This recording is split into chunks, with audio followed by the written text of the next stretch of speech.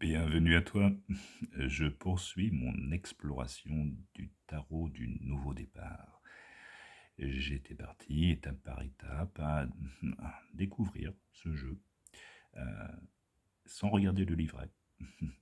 Et j'ai commencé à le lire. J'ai commencé à te lire d'ailleurs la préface de Rachel Pollack, quelqu'un qui compte dans le monde de la tarologie et qui justement commençait par parler du vécu, de l'histoire de Catherine Briggs, qui donnait justement à comprendre qu'est-ce qui l'a amené à dessiner justement les cartes du tarot. Et de voir aussi que ça faisait écho un peu à son vécu, à Catherine, à Rachel justement, le vécu de Catherine qui se rappelait à celui de Rachel, qui dans les années 80, début 90, a aussi a eu un vécu euh, qui l'a poussé justement à cette notion d'art créatif, justement, que l'on traverse, comme c'est indiqué, dans des temps difficiles, et que cette approche est un merveilleux moyen d'exprimer le bouleversement et l'incertitude. Mais quand le support artistique choisi est le tarot, l'art dépasse l'expression personnelle. Le tarot est une tradition et est constitué d'une structure, et elle raconte une histoire qui s'articule comme une série de chapitres.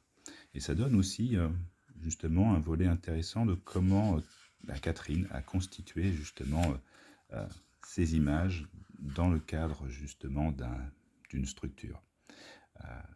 On va dire plus ou moins imposée, mais avec tout de même le fait d'avoir assumé une liberté. Et une liberté que, en fait, dépeint justement Rachel. Euh, de voir ce qui a été de mettre des cartes qui renvoient au vécu de Catherine. Je repense au chat du 6 de disque. Et ensuite, Rachel fait un petit historique, justement, d'où peuvent provenir justement les premiers tarots. Et puis, de passer du coup à 1780, à 1909, etc.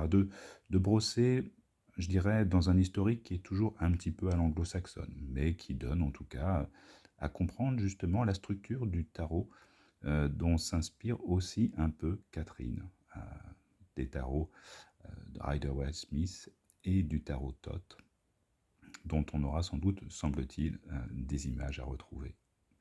Et ça, ce sera pour la prochaine fois. À bientôt.